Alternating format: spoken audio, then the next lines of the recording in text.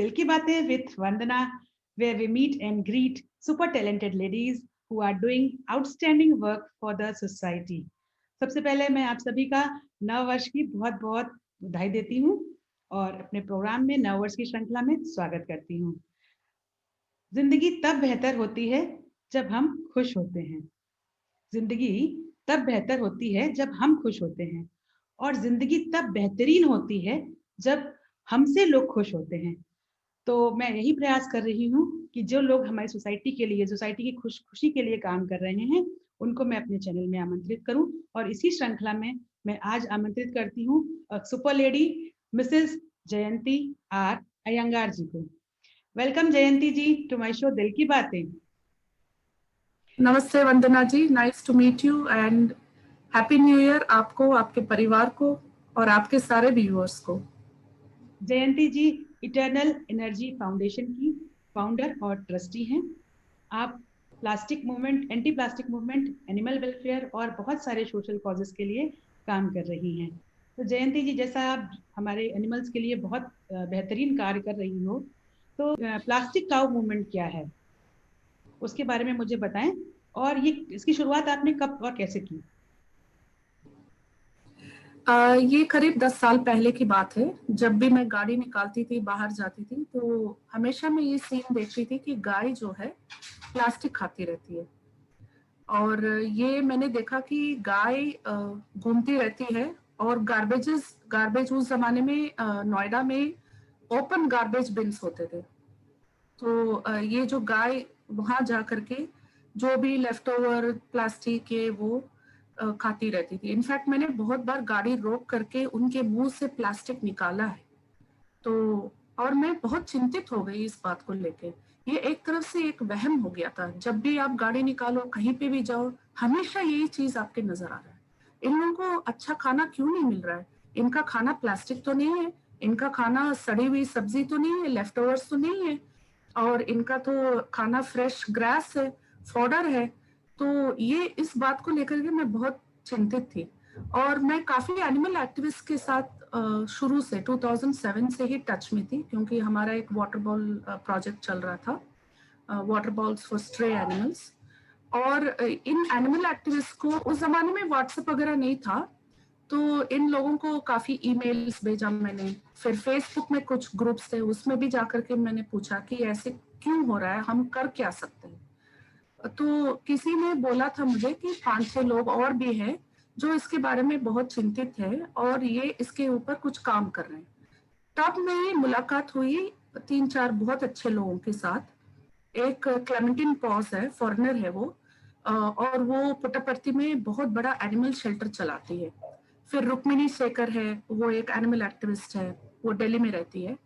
और Pradeep Nath is also an animal activist, और उनका भी काफी बड़ा शेल्टर है।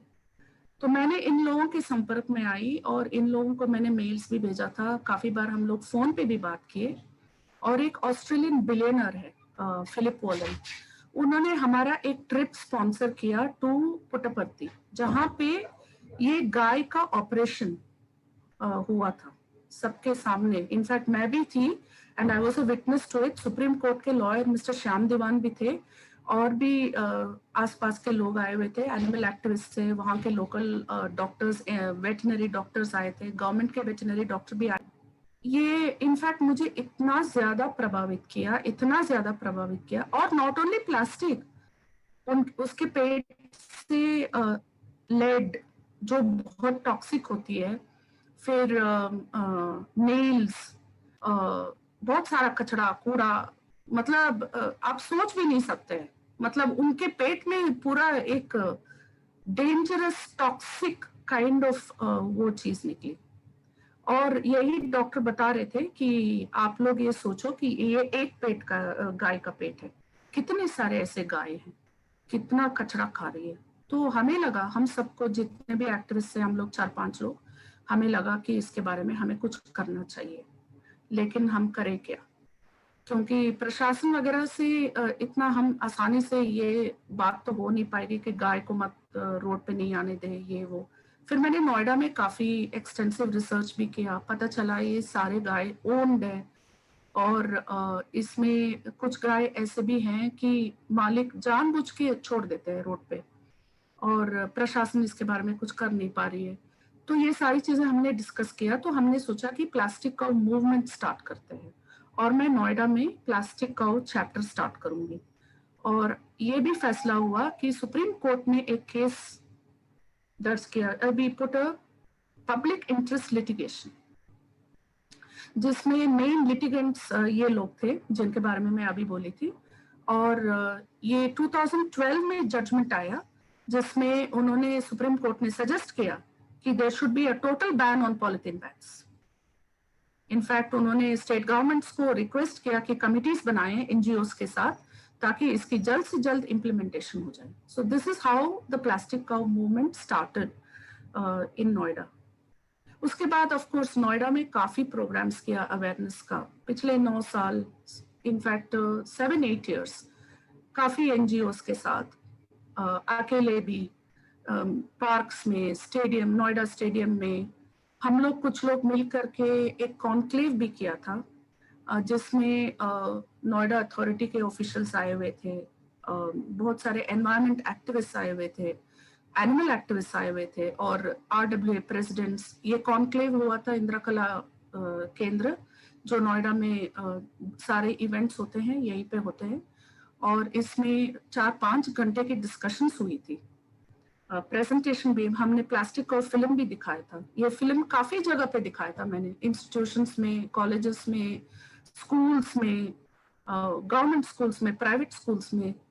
फिर एक मिसेस विमलेश है, प्रधान थी वो निठारी गांव की, वो काफी इंटरेस्टेड हो गई थी, तो हम दोनों मिलकर के निठारी में बहुत बड़ा अभियान चलाया, ट्रेडर्स की मीटिंग किया, फिर घर घर डोर टू डोर कैंपेनिंग किया, हर नुक्कड़ में, हर रोड पे, गली में जा करके हमने स्कूल के बच्चों से बोल करके वहां पे रैलीज निकाला, काफी किया, 1.5 साल हमने वहां पे कैंपेन किया।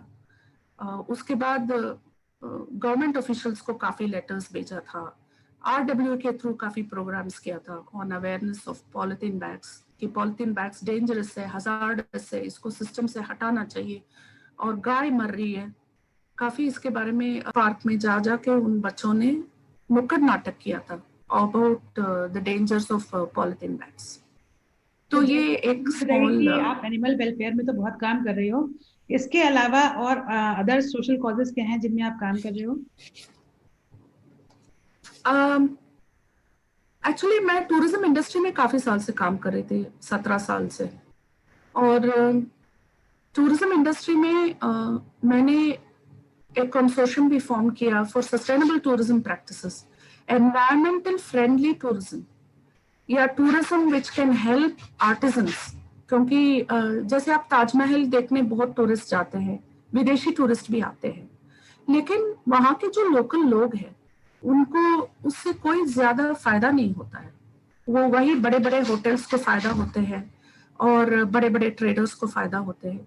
तो ये मैंने काफी कैंपेन करना शुरू किया टूरिज्म में भी, ये सोशल वर्क जैसा ही टूरिज्म में भी करना शुरू किया था।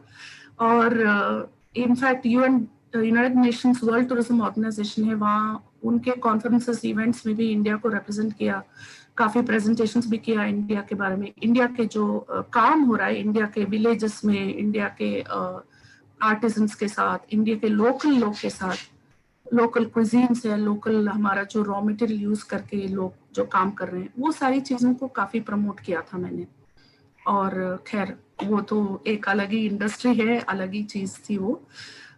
इसके अलावा अभी मैंने लॉकडाउन पीरियड में, क्योंकि काफी आर्टिजन्स मेरे टच में थे, लेकिन टूरिज्म इंडस्ट्री तो एकदम डाउन हो गया है, तो इन लोगों को प्रमोट करने के लिए, स्पेशली विमेन आर्टिजन्स जो बहुत ही गरीब महिलाएं हैं, जो घर में बैठ के उनको एक इनकम आए, तो इसको सोचते हुए मैंने सोचा कि अपना कॉन्टैक्ट्स जितने भी हैं, हम लोग व्हाट्सएप ग्रुप्स में भी हैं एंटरप्रेन्योर्स के साथ, तो इनको प्रमोट क्यों ना किया जाए। So I am promoting destitute artisans, specially women artisans, तो ये सब कर रही हूँ। इस of course environment and animal, आप एक एनवायरमेंट लवर हैं, तो आपने अपने घर को भी कुछ ज्यादा ही एनवायरमेंट फ्रेंडली बना रखा है, तो उसके बारे में, अपने घर के होम स्वीट होम के बारे में बताइए हमें, और हम लोग को भी टिप्स दीजिए कि हम अपने घर को भी कैसे एनवायरमेंट फ्रेंडली बना सकते हैं, इन शॉर्ट।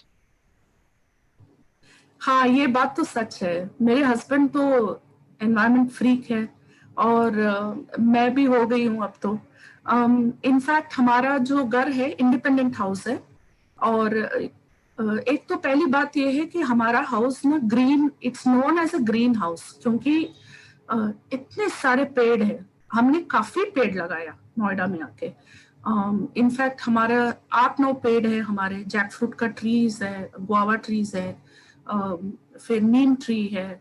और समर्स में इतना अच्छा लगता है, आप टेरेस पे चले जाओ, नीम का हल्की हवा नीम ट्री से आती है, और मतलब नीम ट्री का लीफ वगैरह आपके ऊपर गिरता है, बड़ा डिवाइन फीलिंग होता है। और काफी बर्ड्स भी रहती है, बहुत अच्छा लगता है, स्क्विरल्स भी रहते हैं।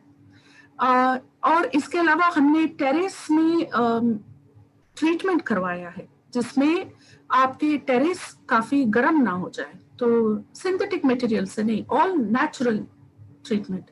इससे क्या होता है, घर का जो टेम्परेचर है 4 to 5 डिग्री कम रहता है बाहर का तापमान से। और दूसरी बात यह है कि जो कूलर का जो बेस होता है वो ज्यादातर लोग फेंक देते हैं, और हम लोग स्क्रैप से खरीदते हैं। और वो कूलर के बेस से हमने किचन गार्डन बहुत बनाया टेरेस पे। तो वहां पे पालक से लेके सारे हरे सब्जी सीजन के हिसाब से, तो टमाटर है, मिर्ची है, सब कुछ उगाते हैं हम। तो वो ऑर्गेनिक भी रहता है, और यूज भी हो जाता है कूलर के बेस से। जैसे इवन फॉर एग्जांपल, जो 20 लीटर्स का जो बॉटल, प्लास्टिक बॉटल है, जिसमें बड़े बड़े बॉटल्स में पानी आता है, वो भी लोग फेंक देते हैं। तो उससे भी हम लोग स्क्रैप से खरीद के उसमें भी हम लोग सब्जी वगैरह उगाते अभी हैं। कोविड घर टाइम में में तो सारा, हम लोग मिल नहीं पा रहे हैं, जूम पे ही मीट कर रहे हैं। थोड़ा सा जब ये कोविड टाइम खत्म होगा तो I will do my another show live on your environment friendly sweet home, sweet home. Sure sure sure. We also don't use air conditioners. हालांकि एसी लगा हुआ है बहुत सारे कमरे में, but we don't use air conditioners. अब बहुत लोग हमारे ताज्जुब हो जाते हैं, क्योंकि हमें जरूरत ही नहीं पड़ती है। और अगर बहुत ज्यादा गर्मी होती है तो वी यूज डेजर्ट कूलर्स। तो ये एनवायरमेंट फ्रेंडली होता है। हमारा सारा वुड जो घर में यूज हुआ है वो सब रीयूज्ड वुड है, रिसाइकल्ड वुड है। हम लोग आरओ का पानी नहीं फेंकते हैं, आरओ का पानी रीयूज करते हैं। और फ्लश टैंक कम चलाते हैं, फ्लश कम चलाते हैं। Minimal use of water, garbage waste segregation. फिर उसके बाद जो आपका सोप वगैरह बहुत यूज होता है, वो सब कम यूज करते हैं। तो every way we tried minimalistic living, खरीदारी कम करना। अगर So सब लोग हम basically, जैसे आपको फॉलो करें तो आई थिंक प्रकृति का प्रदूषण जो है वो बहुत ही मिनिमाइज हो जाएगा। बिल्कुल बिल्कुल, ये बात तो सच है। अगर एवरी ह्यूमन बीइंग रिस्पॉन्सिबल हो जाए एनवायरनमेंट के लिए, और अपने वे से, if they are able to conserve the environment, conserve energy, तो नॉट ओनली आपके घर के अंदर, सॉरी, आपके घर के अंदर एक तरफ से कूल भी रहेगा घर, और ऊपर से एनवायरनमेंट को भी आप बचत कर सकते हैं। Very true, I totally agree. तो मुझे तो लग रहा है कि मुझे एक शो जो है वो सिर्फ आपके संग environment friendly, how to we can be environment friendly करना पड़ेगा, जिसमें कि आप हमें श्योर। छोटे छोटे टिप्स दें। क्योंकि आप इंडिविजुअल बंगलों में रह रहे हो तो आपने अपने हिसाब से चीजों को मैनेज करा है, but we as we people are living in in apartments, तो वहाँ हम हर चीज अपने हिसाब से मॉडिफाई नहीं कर सकते, बट फिर भी नहीं कर पाएंगे। कुछ ना कुछ तो रास्ता सब जगह है। जहाँ चाह है वहां राह तो बन ही जाती है। बिल्कुल बिल्कुल बिल्कुल तो जयंती जी, बिल्कुल। जैसे कि आप इतने सारे मूवमेंट्स में जुड़े हुए हो और इसमें आपकी जिंदगी में कुछ न कुछ खट्टे मीठे अनुभवों को आपने अनुभव किया होगा, तो कोई एक छोटा सा दृष्टांत हमारे संग शेयर करिए कि जिससे कि हम लोगों को मोटिवेशन भी मिले और दुनिया में क्या हो रहा है इसके बारे में जानकारी भी प्राप्त हो। Short story. स्टोरी तो नहीं है मेरे पास, बट पहले में जब मैं नोएडा नए नए आई थी, तो हमने काफी स्ट्रे डॉग्स के लिए काम करना शुरू किया था। और इसलिए मोहल्ले के बच्चे मुझे डॉग वाली आंटी बुलाती थी। फिर वो डॉग वाली आंटी के बाद फिर जब मिठारी वगैरह में हमने अभियान किया प्लास्टिक के लिए, तो प्लास्टिक वाली आंटी बुलाने लग गए। फिर उसके बाद जब मैंने अभी लॉकडाउन जब हुआ था तो मैंने एक व्हाट्सएप ग्रुप स्टार्ट किया था जिसमें कुछ अच्छे लोग भी जुड़ गए थे, सोशल वर्कर्स, और काफी बड़ी ग्रुप बन गई। तो हमने कम से कम 3000 फैमिली को राशन बांटा था ड्यूरिंग लॉकडाउन। और हमने गाय गाय को फ्रेश फॉडर, फ्रेश एकदम फ्रेश, रोज 350 गाय नोएडा एक्सटेंशन में रोज फॉडर खिलाते हैं। उसमें चारा भी है, चोकर भी है और भूसी भी, तीनों मिला करके रोज। तो ये इसलिए उसके बाद मेरा नाम जो है राशन वाली दीदी बन गया। फिर उसके बाद चारा वाला दीदी बन गया। तो अभी चारा वाला आंटी पे आके रुका है। अब आगे देखते हैं क्या बनता है। अभी अगले आपका क्या नाम रखते हैं हमारी सोसाइटी और आपके लोग और बच्चे। तो जयंती जी, जैसे कि आप ये सारा काम करते हो तो इसमें बहुत सारे फंड्स की भी जरूरत पड़ती है, तो ये फंड्स आप कैसे मैनेज करते हो? हाँ, ये तो मैं आपको, ये ईश्वर की कृपा है कि जब लॉकडाउन शुरू हुई थी तो मैंने अब सबसे पहले मैंने अपने पर्सनल अकाउंट में फंड्स लेना शुरू किया। जो मुझे जानते हैं पर्सनली उन लोगों ने कंट्रीब्यूट, डोनेट करना शुरू किया कि लोगों को राशन मिले। तो उसके बाद काफी लोग जुड़ते गए। अभी तो 70 लोग हैं मेरे साथ इस ग्रुप में। सारे लोग एक्टिव नहीं है, बट ये लोग लगातार डोनेशन देते जा रहे हैं। जो हमारे ट्रस्टीज भी है वो भी डोनेशन अभी भी देते हैं एवरी मंथ। हमारे 56 सेक्टर के कुछ लोग हैं जो काफी डोनेट किया है। यहाँ पे एक राम मंदिर है 56 सेक्टर में, वहाँ के प्रेसिडेंट है, उनका अपना ट्रस्ट है, उनके सारे ट्रस्टीज भी काफी डोनेट किया है गाय को चारा खिलाने के लिए। इससे पहले राशन जब दे रहे थे तब भी डोनेशंस जो आम जनता ने दिया है काफी इन्वॉल्व होकर के। और हमने भी 1 रुपया का भी इधर उधर नहीं किया है। We have always been very honest, और सारे पैसे का हिसाब, हर चीज का फोटो, प्रूफ, सब चीज हमने मेंटेन किया है। तो पब्लिक का गुडविल भी है, ट्रस्ट भी है, एंड ईश्वर की कृपा है। जहाँ नीयत साफ है मुझे जैसे लगता है आप लोग साउथ आते इंडियन हैं। है, आपके नाम से मुझे लग रहा है कि आप एक साउथ इंडियन है, बट आपकी हिंदी तो बहुत अच्छी है। तो थैंक यू। लग ही नहीं रहा है कि आप में साउथ इंडियन एक्सेंट है। तो इसमें क्या योगदान रहा आपकी हिंदी अच्छे होने का, या आप शुरू से यही बॉर्न एंड ब्रॉट अप हो? नहीं नहीं, मैं तो बैंगलोर से हूँ। इनफैक्ट मुझे हिंदी बिल्कुल नहीं आती थी, और मुझे स्त्रीलिंग और पुल्लिंग के बीच में कब आना, जैसे आप लोग बोलते हैं बस आती है, मुझे ये पता नहीं चलता था कि बस आती है, आता है, क्या बोलूं मैं। और ये काफी कंफ्यूजन में रहती थी मैं। और लेकिन मैंने जितना भी हिंदी सीखा था स्कूल में नहीं सीखा था, बट सीइंग बॉलीवुड फिल्म्स उस जमाने में when I was a teenager. और दिल्ली में आके काफी सीखा मैंने, क्योंकि आप मेड से भी बात करना चाहते हैं या नेबर से बात करना चाहते हैं तो आपको हिंदी आना जरूरी है। तो दिल्ली में सीखा है। जो कुछ भी आज मेरा हिंदी अच्छा है बुरा है जो भी है, all the credit goes to Delhi. Delhi दिल वालों की है, वो सबको अपने दिल में बसा बिल्कुल देती है। तो बिल्कुल जयंती जी, बिल्कुल जैसे आप बिल्कुल। बहुत सारे सोशल कॉजेज में जुड़ी हुई हो, तो इसमें आपका कुछ अपना एनजीओ वगैरह से भी एसोसिएशन है, या आपका खुद का एनजीओ है, क्या है? उसके बारे में बताएं तो मैं उसकी डिटेल्स जो है वो डिस्क्रिप्शन बॉक्स में भी डालूंगी, जिससे कि जो लोग आपके संग जुड़ना चाहते हैं या कंट्रीब्यूशन करना चाहते हैं, चैरिटी करना चाहते हैं, तो वो आपके संग एसोसिएट हो जाएं। तो वो एनजीओ के बारे में प्लीज बताएं। हाँ, तो हमारे एनजीओ का नाम है eternal energy foundation. Eternal energy काफी पुराना नाम है। मैंने इनफैक्ट 2007 पे ही ये नामकरण कर दिया था, जब मैंने वाटर बाउल्स फॉर स्ट्रेस, जो आवारा कुत्ता है, गाय है, उसके लिए पानी रखना शुरू किया, तभी मैंने इसका नाम इटर्नल एनर्जी शुरू कर दिया था। क्योंकि बहुत सारे पैम्पलेट में इधर उधर अवेयरनेस, जैसे प्लास्टिक का अवेयरनेस किया था, काफी पैम्पलेट्स छपा। तो मैंने चाहती थी कि मैं अपना नाम दूं, अपना नंबर, पर्सनल नंबर दूं। तो इसलिए मैंने इटर्नल एनर्जी एक जस्ट कॉमन नेम रख दिया था। तो तब से इटर्नल एनर्जी चला आ रहा है। तो मैंने उसके बाद उसका सोशल मीडिया अकाउंट्स भी बनाए। जब लॉकडाउन शुरू हुआ था तब हमारी एक व्हाट्सएप ग्रुप बनी थी और काफी लोग जुड़ गए थे उस ग्रुप में। तब हमने सोचा कि राशन बांटना शुरू करते हैं। और जब राशन बांटना शुरू किया था तब राजेश्वरी त्यागराजन जी है, काफी famous she is running a dance school यहाँ पे नोएडा में, और काफी फेमस सोशल एक्टिविस्ट भी है। तो उन्होंने सजेस्ट किया था कि तुम लोग ना अब ये व्हाट्सएप ग्रुप को एक प्रॉपर आइडेंटिटी देना, क्योंकि शुरू में हमने किया था कंपैशन फॉर ऑल करके हमने व्हाट्सएप ग्रुप स्टार्ट किया था। उसके बाद सिंस मेरा ऑलरेडी नाम वाम फैल चुका था और मैंने काफी उस नाम पे काम किया था, तो हमने सोचा कि उसी नाम को कंटिन्यू करते हैं।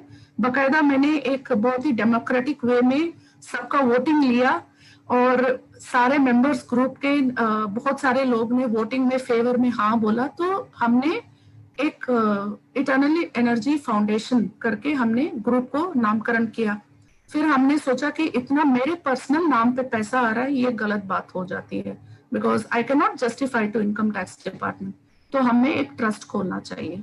तो हमारे जो प्रिंसिपल डोनर्स है, मैंने उनको रिक्वेस्ट किया कि प्लीज, हमारे ग्रुप के ही मेंबर्स हैं, वो हमारे डोनर्स भी हैं, तो मैंने उनसे 4-5 लोगों को रिक्वेस्ट किया कि प्लीज हमारे ट्रस्टी बन जाइए।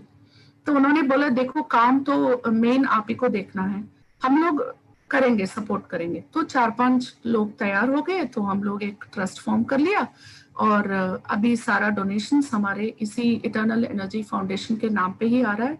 और अब हम 4 मेन काम शुरू कर रहे हैं। एक तो जैसे मैंने पहले ही बताया था, एक तो हम गाय को फ्रेश फॉडर रोज खिलाते हैं, 300-400 गाय डेली एवरीडे। उसके अलावा हम लोग ट्यूशन फॉर किड्स, मतलब जो माइग्रेंट लेबर लोग हैं उनको बच्चों को ट्यूशंस प्रोवाइड करने की मुहिम स्टार्ट कर रहे हैं। फिर नोएडा एंड नोएडा एक्सटेंशन का सबसे बड़ा क्लॉथ बैग का प्रोजेक्ट स्टार्ट कर रहे हैं, जो क्लॉथ बैग्स हम फ्रीली अवेलेबल करेंगे, और ये सारा काम हम माइग्रेंट वर्कर्स जो है उन्हीं के हाथ से बनवाएंगे। उन्हीं के बच्चे से हम, बच्चे मतलब बड़े लोग, उनके बड़े बच्चे हैं, उनसे हम सेल करवाएंगे, और जो भी उसका ये होगा खर्चा पानी हम देखेंगे, प्रॉफिट्स उनको हम बांट देंगे। तो ये सोचते हुए हमने क्लॉथ बैग्स, क्योंकि बहुत सारे शॉपकीपर्स हैं, जब मैं प्लास्टिक अवेयरनेस कैंपेन्स कर रही थी, वो बता रहे थे कि हमें एक ऑल्टरनेटिव दे दीजिए, तो हम स्विच ओवर करने के लिए तैयार हैं। तो इन लोगों को हम चाहते हैं कि इन लोगों को हम एक ऑल्टरनेटिव, क्लॉथ बैग से सबसे बढ़िया ऑल्टरनेटिव और कोई मटेरियल नहीं है। तो ये सोचते हुए हमने ये मुहिम स्टार्ट किया। राशन हम दे रहे थे, तो राशन का थोड़ा बहुत हमने कम कर दिया अभी, क्योंकि लोग तो काम करने लग गए। लेकिन हमने जितने लोगों को राशन दिया था, अभी भी उनका फोन आता है कि दीदी हमें राशन मत देना, हमें काम दिलवाना, हमें काम की जरूरत है। तो हमने एक डेटाबेस स्टार्ट किया है जो माइग्रेंट वर्कर्स के लिए है, कि भाई जिसको काम की तलाश है और जो काम देना चाहते हैं, तो आप प्लीज इनको कांटेक्ट करो। तो ये मेन काम कर रहे हैं। तो हमारे जो आप इतने फैक्टर्स में काम कर रहे हो कि इनको एक मीटिंग में समअप कर पाना तो बहुत मुश्किल है। तो मुझे लग रहा है कि आपके साथ हमें 2-3 वीडियोस बनाने पड़ेंगे, तब मैं आपके सारे काम को शोकेस कर पाऊंगी। जयंती जी बहुत बढ़िया काम कर रही हैं कि मतलब समय का अभाव हमेशा ही रहता है। तो मैं चाहूंगी कि इनसे 1-2 थोड़े समय बाद जब ये दोबारा मुझे टाइम देने का आश्वासन देंगी, तो मैं 1-2 वीडियो इनके संग और बनाऊं और इनके सारे कामों को डिटेल के साथ, क्योंकि इनका चैप्टर्स तो बहुत ही वेरिड है, इतने सारे चैप्टर्स को एक वीडियो में समअप कर पाना तो मतलब बहुत मुश्किल हो जाएगा, गागर में सागर में गागर भरने वाली बात हो जाएगी। Thank you so much, so kind of you Vandana ji. Jayanti ji के लिए मैं 2 लाइन बोलना चाहूंगी। कदम ऐसे चलो कि निशा बन जाए, कदम ऐसे चलो कि निशा बन जाए, काम ऐसे करो कि पहचान बन जाए। यहाँ जिंदगी तो सभी जी लेते हैं, यहाँ जिंदगी तो सभी जी लेते हैं, मगर जिंदगी ऐसे जियो कि मिसाल बन जाए। और जयंती जी खुद एक मिसाल बन गई हैं, जो इतने सारे जरूरतमंदों की मदद कर रही हैं, पर्यावरण के लिए इतना काम कर रही हैं। और हम जैसे लोगों को, हालांकि हम सब बहुत पढ़े लिखे हैं, लेकिन फिर भी बहुत सारी चीजें हम लोग नजरअंदाज कर देते हैं या उनको इम्पोर्टेंस नहीं देते, बट जबकि वो जिंदगी के लिए बहुत ही इंपॉर्टेंट है। तो वो सारी चीजों को लिए एक बार फिर से हम जयंती जी को दोबारा आमंत्रित करेंगे अपने चैनल पे, और फिर वो सारा डिटेल अलग अलग टॉपिक्स पे अलग अलग बार ये हमें डिटेल में बताएंगी और हमारा मार्गदर्शन करें। ऐसे ही आप में से भी जो लोग हमारे स्क्रीन को शेयर करना चाहते हैं, अपने किए हुए कामों को बताना चाहते हैं, शोकेस करना चाहते हैं, तो वो हमारे चैनल को लाइक, कमेंट और सब्सक्राइब करें और अपने डिटेल्स हमें दें। और आप सभी को नववर्ष की अगेन बहुत बहुत शुभकामनाएं।